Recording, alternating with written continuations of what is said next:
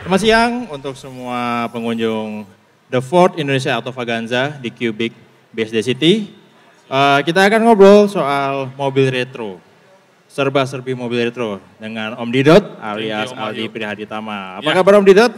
Alhamdulillah baik. Akhirnya kita ketemu lagi di sini. Iya, terima kasih udah diundang sama-sama. Di event Autovaganza ini udah berapa tahun ya kita nggak ketemu nih? Absen 2 tahun terakhir ya karena pandemi ya.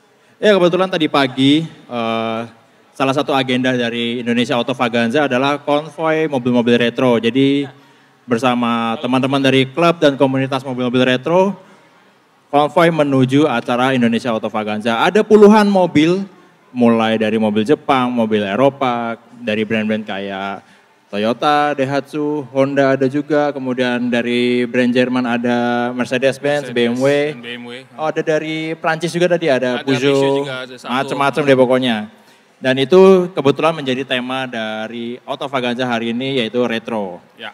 Nah, Om Didot, mungkin masih banyak pecinta otomotif ya yang belum begitu tahu sebenarnya maksud dari mobil retro itu seperti apa sih? Jadi kalau kita sering mendengar istilah retro gitu kan, kemudian banyak pemahaman kalau retro itu banyak kan mobil-mobil yang tahun 80-an. Tahun 80-an. Nggak salah sih, nggak salah. Cuman seiring berjalannya waktu, rentang tahun mobil retro itu kan semakin melebar. Makin muda. Karena kan tahun-tahunnya kita makin maju terus berjalan. Nah, kalau sedikit membahas induk dari kendaraan, istilah kendaraan retro adalah berangkatnya kan dari klasik. Klasik, oke. Mobil klasik itu kan anggapannya adalah 40 tahun mundur dari tahun sekarang. Jadi kalau misalnya lebih lama lagi dari retro ya. Tapi pada dasarnya nggak salah sih kalau sekarang mobil 90s juga mulai disebut sebagai bagian dari mobil-mobil retro. Apalagi kalau kita hitung mundur, tahun 90-an itu kan udah mau masuk 30 tahun ya. 30 tahun. Kalau tadi saya bilang 40 tahun mundur itu klasik, 30 tahun make sense kan? Ya, jadi ingat umur kita masing-masing ya. Iya, jadi kurang lebih segitu kan. Jadi bisa dibilang salah satu kategorisasi untuk disebut mobil retro itu yang bisa umurnya masuk 30 tahun ke belakang ya. 30 tahunan. Nah untuk retro sendiri itu terkait sama mungkin faktor populasinya yang langka lah atau cuma ya udah mungkin kalau mobil ini di usianya udah masuk ke 30-an itu udah bisa masuk ke retro. Jadi secara populasi bukan itu benchmark untuk bisa disebut retro karena populasi misalnya kelangkaan ya, jumlah mobil itu populer atau mobil itu langka atau mobil itu banyak di pasaran. Itu yang menarik untuk dikoleksi juga kan biasanya. Itu lebih ke value mobilnya, bukan istilah retronya, tapi lebih ke value mobilnya. Jadi kalau misalnya langka, value-nya tentu naik. Tinggi. Tapi kembali lagi, langka itu langka karena memang favorit atau langka orang nggak suka. Ya kan? Ada kan misalnya yang jarang yang mainin ya. Jarang yang main, kemudian memang mobilnya kurang reliable atau mungkin nggak cocok di Indonesia. Terus mobilnya makin lama makin sedikit populasinya, bisa jadi value-nya naik atau malah nggak disukai, nggak terlalu dilirik. Tapi populasi tidak berpengaruh dengan istilah retro sebenarnya. Jadi bisa dibilang untuk bisa ikut main mobil retro itu atau koleksi mobil retro nggak harus yang langka ya, dan nggak harus mahal juga. Nggak perlu mahal, nggak perlu yang langka, at least udah umurnya udah 30 tahun udah oke lah gitu ya. Dan rata-rata yang pemain mobil retro sekarang kan ada yang terbagi dua. Satu memang dia suka mobilnya, bentuknya atau teknologinya atau apapun itu, atau memang yang dulu dia pernah mengalami mobil itu, nostalgia. Jadi aspek nostalgia cukup berpengaruh di dunia otomotif di segmen klasik atau retro. Itu sangat berpengaruh. Mungkin kalau misalnya yang usianya masih muda gitu ya, golongan millennials ke sini. Nah, benar. Senang mobil yang lama-lama.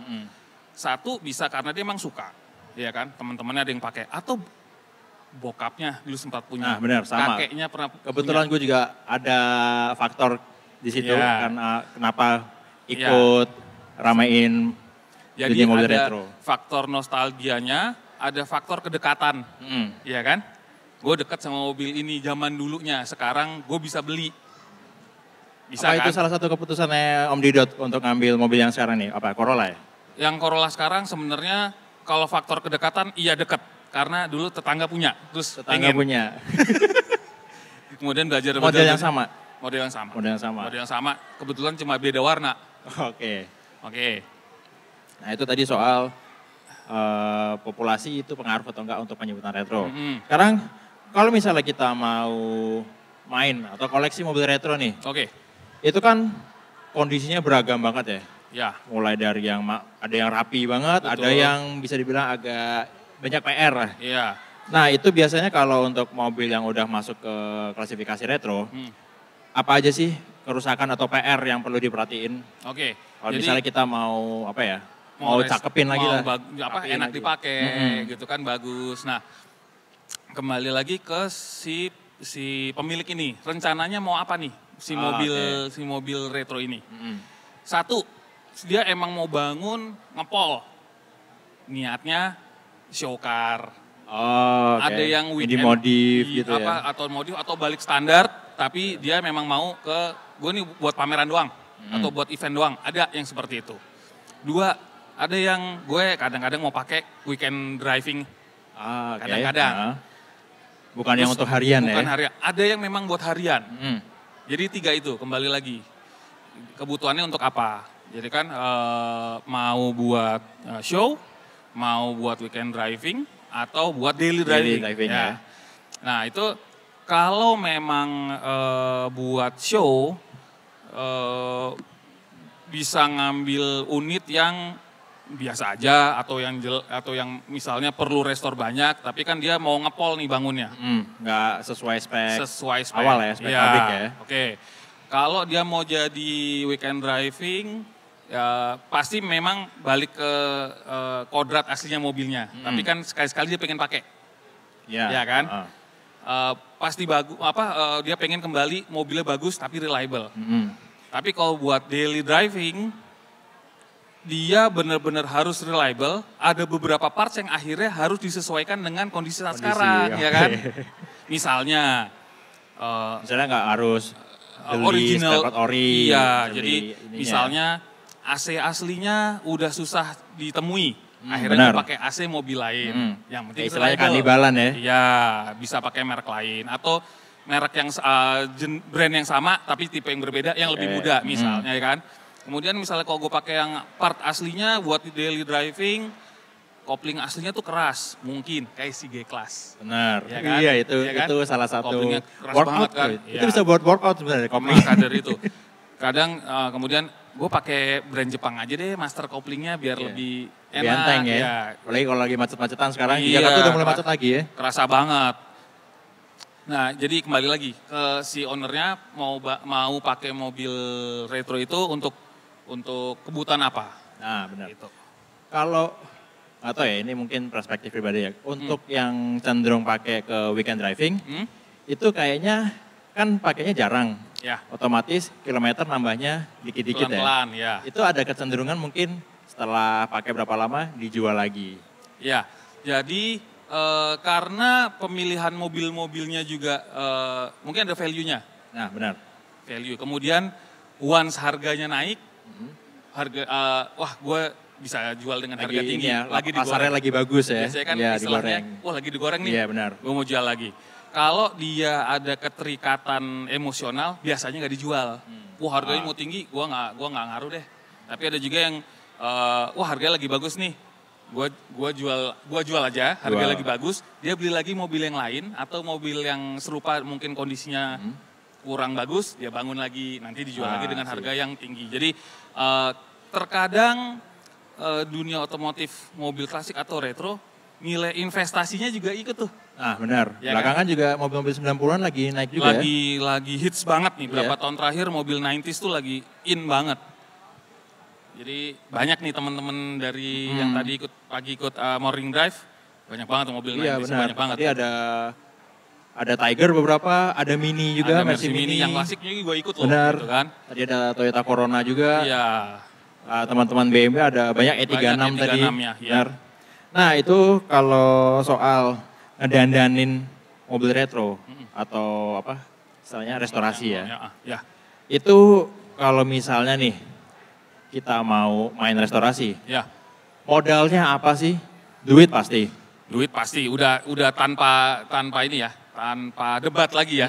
Duit itu juga nggak bisa ditentuin ya. Oh kalau mau dandanin misalnya Corolla nih, kira-kira ntar ambil bahannya segini, ntar restorasinya segini, itu nggak bisa kita pastiin ya. Belum tentu, kembali lagi. Jadi tadi modal, yang seiring dengan modal itu komitmen. Ya kan, jangan sampai kita beli mobil, kita mau bangun, duitnya ada, tapi tengah jalan gue males lu jangan dong. Jangan kayak gitu, bener deh. Biasanya tuh kalau pas lagi sibuk-sibuknya kerja, iya, lagi sibuk gak kerja, ada waktu buat ngebengkel gitu ya. Udah, gue males biarin aja gitu. Jangan sampai mobil yang tadinya mau dibangun, udah pengen rencananya buat mobil sayang-sayang, cuma jadi pengumpul debu di garasi. Jangan. Jangan. Akhirnya udah capek-capek nyari, dapet malah nggak keurus. Malah makin degradasi kualitas mobilnya kan. Jadi yang tadinya udah mau dilimpahin ke orang, misalnya dijual juga value-nya makin turun karena udah didimin. Jadi sebenarnya tidak hanya modal, tapi juga komitmen. Yang jelas komitmen. Kemudian setelah komitmen adalah cari literatur sebanyak mungkin. Jadi kan referensinya tanya ke teman atau tanya ke komunitas paling mudah sekarang. Nah itu makanya pentingnya komunitas ya, kita bisa sharing. Pentingnya interaksi dengan komunitas, menjalin hubungan baik dengan komunitas gitu kan, nyari informasinya. Jadi di saat mau ngerapin mobil atau mau merestor mobil, tidak salah langkah, gitu kan. Kalau bicara soal komitmen, kan mungkin emang yang mulai tertarik untuk koleksi mobil itu di usia produktif ya. Yang baru kerja atau mulai ke 30 tengah. Nah itu kan juga biasanya mulai sibuk banget kegiatannya. Itu banyak juga ya sekarang yang nitipin deh untuk rapiinnya ke siapa gitu. Banyak teman-teman ya yang gue pengen punya mobil bagus gitu kan. Kemudian tapi karena kesibukan gue minta tolong sama temen yang udah berkali-kali bisa ngerapihin, bisa dipercaya diminta juga. Tolong gitu kan buat ngerapihin. Nah, tidak menumpuk, jadi nggak perlu serahkan ke bengkel, tapi kadang punya temen yang satu hobi tapi dia waktu luangnya lebih banyak, ya kan? Gue titip dulu ya, gue tolong rapihin, tapi ntar dia tengokin, gue pengen style seperti ini, gayanya seperti ini. Jadi kembali lagi selain komitmen, selera, budget disiapin, kemudian komunikasi yang baik dengan orang-orang yang terlibat di saat proses merapiin ekosistemnya mobil. Iya, ekosistemnya juga dijaga, jadi kan. Selain itu juga kalau misalnya kita menemukan teman yang tepat buat ngebantu ngerestor mobilnya, insya Allah sih jadi mobilnya bagus ya. Karena kan tidak hanya menyerahkan kayak seperti di bengkel, tapi juga si owner juga ikut interaksi. Ada kontrolnya juga ya. Ada kontrolnya dan temennya yang gue minta tolong lu rapiin ya gitu. Tapi mungkin temennya juga, ya udah lu yang belanja, gue yang pasang. Lu yang belanja partsnya, gue yang install gitu-gitu kan. Jadi ada keterlibatan emosional si owner terhadap mobilnya, nggak cuma lepas gitu aja gitu loh. Jadi masih bisa ke kontrol juga ya. Kontrol juga. Pernah nggak kayak gitu? Pernah. Dan beberapa kali dimintain tolong temen juga masih. Sebagai apa? Yang nitipin atau yang dititipin? Dititipin. Ya. Apa aja tuh yang menarik, yang pernah dipegang? Iya. Om Wahyu pasti kenal ya, ada salah satu mobil display itu yang pernah tinggal di rumah gua. Oh, yang biru? Yang biru itu. Oke. Nah itu Corolla ya? Sprinter ya? Sprinter Carib. Nah itu mobil itu basicnya oke semua. Cuman tinggal fine tuningnya yang agak susah karena mungkin di bengkel sebelumnya tidak terlalu in-depth diagnosanya.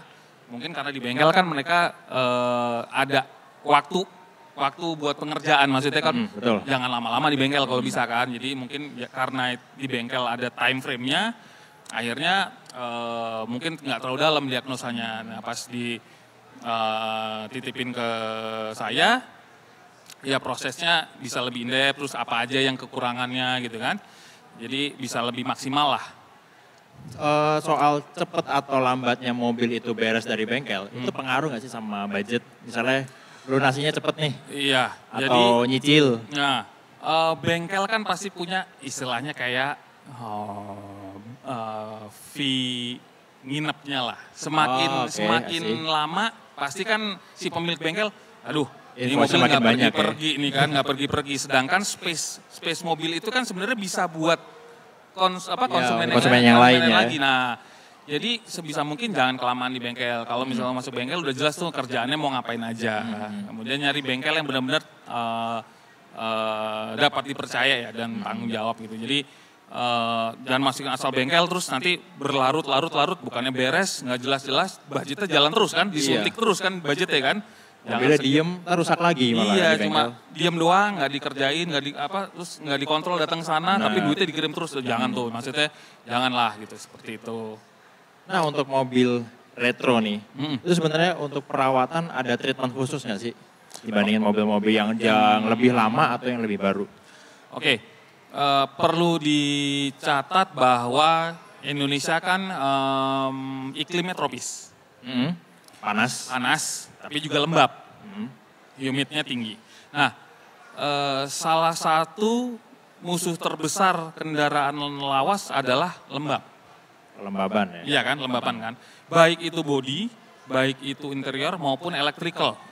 Ya kan?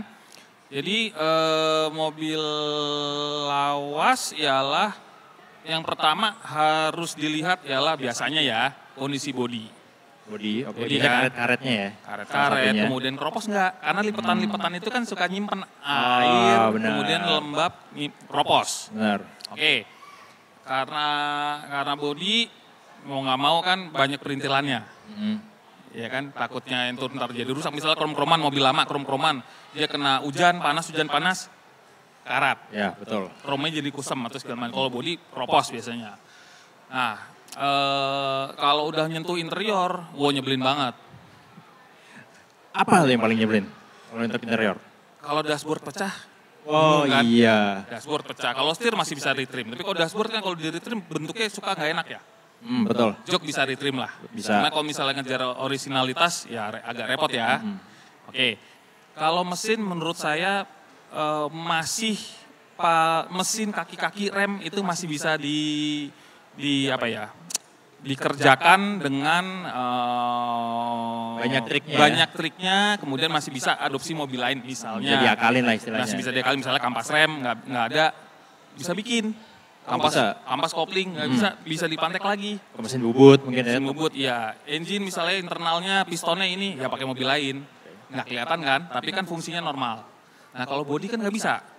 Iya kan, panggilan body itu kan lumayan loh. Lagi yang bumper masih besi yang gitu masih nggak mungkin barunya nggak ada kan? Susah banget gitu.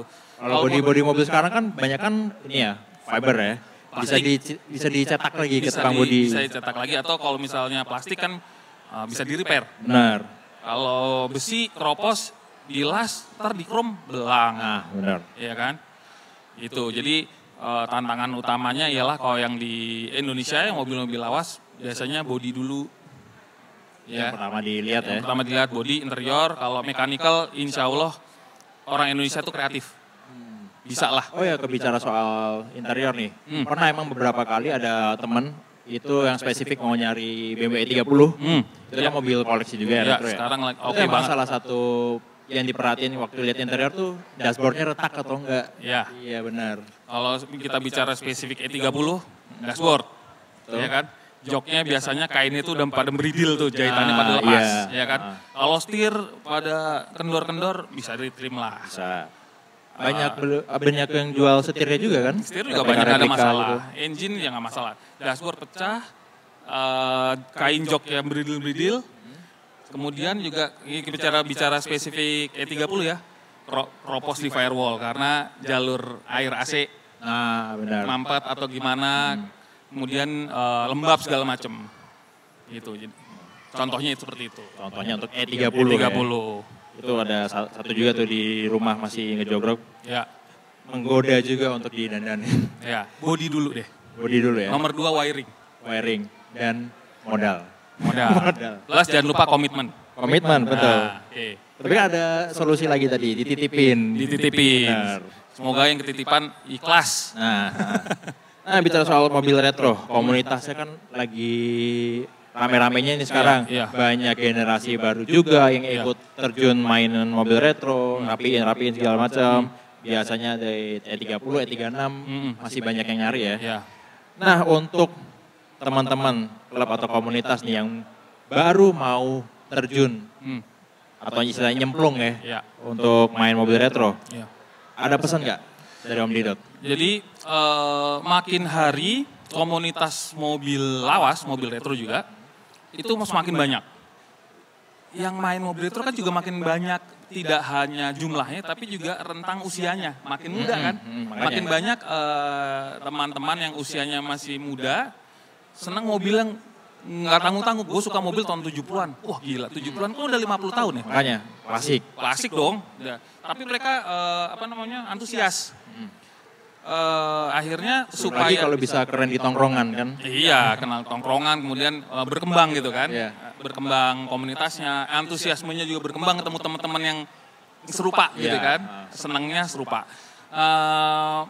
Galilah referensi luas mungkin. Kemudian dalam menentukan mobil impiannya, pilih yang paling paling reasonable, baik secara cost bangunnya kalau bangun atau running cost kalau pas di dalam make. Kalau misalnya dalam kota bukannya menghalangi orang-orang yang senang mesin gede, tapi kan kalau dalam kota pakai mesin V8 gitu kan sayang gitu. Nggak masuk hitungan takutnya nggak masuk hitungan kecuali kalau memang mobil itu buat koleksi atau weekend driving gitu. Tapi kalau buat aktivitas sehari-hari, wah kayaknya repot ya. Pakai V8 gitu atau 6 silinder gitu ya. Tapi kalau memang ada kemampuannya, why not? Tapi buat first timer pakai yang paling mudah, ngerapihinnya, makainya juga nyaman. Jangan terus beli mobil yang wah gue nggak ada AC-nya, nggak ada power steeringnya, nggak ada ininya. Wah tuh jangan repotin diri sendiri ya. Beli terus nyesel, jangan. Dijual belum tentu lebih tinggi. Belum tentu laku gitu aja. Benar. Masalah tinggi ya itu relatif kondisi ya, tapi wah nggak laku nih mobil gue, nggak ada yang mau beli, kan repot gitu. Jadi pilihlah mobil yang paling pas buat diri kita. Kira-kira gue bisa ngerawat, gue bisa ngerawat nggak? Bisa beli, tapi nggak bisa ngerawat. Sayang. Bisa beli, bisa ngerawat sih, budgetnya ngepas, kan sayang gitu ya. Jadi disesuaiin aja. Itu biar juga salah satunya punya pengalaman untuk ngerasain proses gimana repotnya dandanin mobil retro. Betul, jadi proses memiliki, proses ngerapiin itu yang kadang bisa dinikmati. Jadi kita nikmatin proses perjalanannya kan, bukan tujuannya. Kalau misalnya tujuannya kan beli mobil baru selesai. Ya kan, kalau ngerapin mobil lama kan, wah gue seneng nih, gue beli partsnya di sini. Nyari sama teman-teman ke toko ini, toko lama, oh partsnya ada, yang mobil gue kurang ini, ternyata dia masih ada. Seneng banget tuh, nemu barang nos itu, wah luar biasa senengnya. Dapat barang nos di toko seneng banget. Dapat barang nos harga murah, wah udah pengen guling-guling. Iya kan? Gitu, jadi prosesnya tuh menyenangkan banget. Jadi waktu punya mobilnya itu bukan cuma seneng bisa nyetir mobil yang dia beli, tapi punya cerita juga ya sama punya mobil itu. Betul. Cerita ini bukan berarti mau nyohor atau nyombong, tapi nyeritain pengalaman prosesnya, kemudian itu kan bagian dari interaksi dengan teman-teman yang punya antusiasme yang sama, ya kan? Satu hobi ya. Satu hobi gitu. Gue dapet ini, iya gue susah, gue dapet ini di Jawa, gue dapet ini di Bandung atau gimana gitu. Itu seru banget ya. Di luar ngobrolan tentang nominal tapi dapat parts ini gue seneng banget gitu. Nah itu yang jadi yang memupuk rasa cinta kita terhadap mobil kita punya, ya kan? Iya. Itu dia. Nah, itu mungkin yang salah satunya bisa numbuhin lagi nilai nostalgia ya. Nostalgia, kalau misalnya udah lebih berumur lagi, lihat mobil yang sama, aduh jadi pengen punya lagi. Jadi pengen punya, biasanya kan gue ngulang lagi gitu kan, punya bokap gue dulu sama nih, gue cari lagi gitu kan, kebetulan sekarang ada rezekinya, ya kan kita beli. Gitu. Nah pas dia udah berumur lagi, mobilnya udah bukan retro lagi tuh, udah klasik. Udah klasik bener, ya kan. Nah satu nih terakhir sebelum kita tutup. Ya. Sekarang kan lagi megang Corolla. AE 111. Iya. Ada inceran gak sih kalau mobil retro yang lagi kebayang nih, oh mungkin ntar kapan pengen punya atau pengen megang mobil ini nih? Wah kalau impian inceran mau banyak banget ya, banyak banget ya. Paling sejauh ini AE 111 saya itu kan salah satu wishlist sejak zaman kuliah. Karena lihat tetangga punya, wah keren ya. Trimnya yang bener-bener yang saya mau. Sama ya. Akhirnya pas dapat ini, seneng banget gitu kan. Trim yang sama, spek yang sama.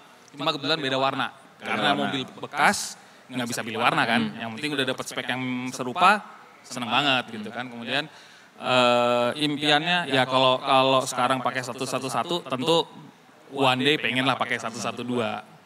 Iya kan? 112 ya. Pasti dengan itu all new sebelum Altis ya? Ya, persis belum Altis. Ya pengennya 112, tapi dengan spek yang serupa dengan sekarang kan low spek kan yang XLI. Pengen sih nantinya kalau memang rezekinya ada yang kebetulan ada unitnya ya why not gitu kan. Tapi kalau dibilang mobil yang diimpiin apa sih? Ya banyak banget, tapi yang paling visible biar nyambung sama yang sekarang pakai ya kayaknya itu 112. Yang lagi satu model lebih barunya ya. Karena juga udah ngerti ngerawatnya, udah ngerti makainya, apa aja minusnya, plus minusnya udah ngerti lah. Jadi kayaknya nggak perlu belajar jauh-jauh lagi gitu. Memang harus diakui 112 itu emang enak. Menyenangkan. Saya nggak bisa bilang, wah enak, sempurna, enggak. Tapi mobil yang menyenangkan lah. Mungkin memang bukan sedan yang paling nyaman, tapi apa ya? Bisa dibilang masih praktikal, easy to drive, easy to maintain. Iya. Jadi secara basic transportation ya, sebagai kendaraan basic transportation yang bisa menunjang aktivitas sehari-hari, di poinnya udah ada semua tuh. Ya kan? Praktis, iya. Parts mudah didapat, iya. Ya kan? Ngerawat, oke. Bisa bengkel mana aja gitu kan. Maksudnya juga nggak perlu bengkel yang spesial banget gitu. Tapi juga mobilnya fun to drive kok gitu kan, meskipun biasa-biasa aja, bicara kenceng, iya, kenceng, terus easy handling, iya, benar, iya kan, safety kurang apaan, ABS ada, airbag ada, benar kan, benar, ya udah jadi untuk mobil yang umurnya sudah cukup lama, 20-an tahun gitu ya, fiturnya kan nggak jauh sama mobil modern, benar kan. Gitu. Untuk misalnya di modif yang ke arah lebih modern juga nggak masalah, jadi tinggal bisa masuk aja. Ya? Ganti velg mungkin, ya kan, mungkin ganti head unit gitu, masih bisa sesuaiin. Ada beberapa mobil yang masih bisa ngikutin zaman ya gitu ya, ngikutin zaman. Jadi meskipun mobil udah 20 tahun, tapi dia masih bisa ngikutin waktu. Memang kembali lagi dress up-nya seperti apa.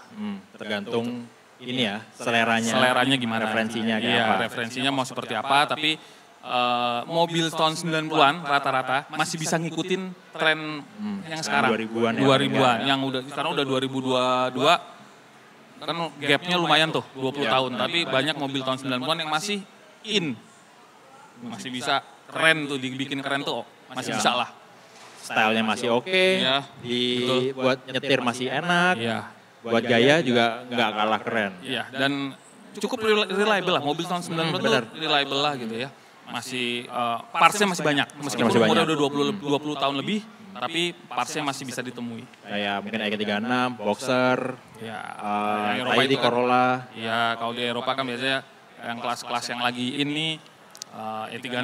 Betul. Masih Boxer, Volvo tuh 960 ya. 960. Kemudian Peugeot yang lagi in itu mungkin 405 atau 306. 306, 406. Iya kan, 406 tuh masih banyak. 6 ya kalau bilangnya. Yang belakangnya 6 ya. Iya, yang belakang enam masih oke. Kalau Jepangan kayaknya bajak sampai banyak banget. Sampai tidak bisa dipungkiri bahwa kijang kapsul aja. Benar. Itu kijang kapsul ngetop banget. Sekarang lagi banyak yang iya kan? Mulai ini ya, rapi-rapiin lagi yang mainin lagi ya. gitu loh. Tadi ada salah satu kan di rombongan kita. Iya. Ya kan tahun 2001, 2002 gitu kan. Masih cakep gitu mobilnya. Salah satu teman kita juga ada yang habis restorasi kijang ya, kijang kapsul. Oh iya. Iya benar. Jadi memang tahun 90-an masih oke lah buat dirapihin, dipakai sekarang gitu. Gitu. Oke, Om Didot, Ya. thank you untuk ngobrol-ngobrolnya. Banyak banget yang bisa diceritain emang dari mobil retro, mulai dari mobil apa yang bisa kita olah, Iya. cerita yang bisa kita dapat dari mobil kayak apa, sampai komunitas-komunitasnya yang bisa kita ikutin untuk dapat banyak referensi dan istilahnya biar nggak pusing lah yang kita ikut main restorasi atau koleksi mobil retro. Ya, dan ini salah satu bukan keunggulan tapi nilai plus. Karena mobilnya satu era, kadang beda brand, beda jenis segala macam itu bisa nyatu. Benar. Iya kan? Beda brand nih. Nggak ngaruh. Yang penting di era yang sama, antusiasmenya mirip-mirip. Beda brand malah jadi makin berwarna. Iya kan? Ceritanya macam-macam. Akhirnya pas ketemu, iya dulu kakak gue pakai, ya kan? Bokap gue pakai yang ini, padahal sekarang dia pakai mobil yang lain gitu. Nah, itu banyak banget hal positif yang ada di dalam dunia otomotif, mobil-mobil yang keluaran lama. Itu banyak banget.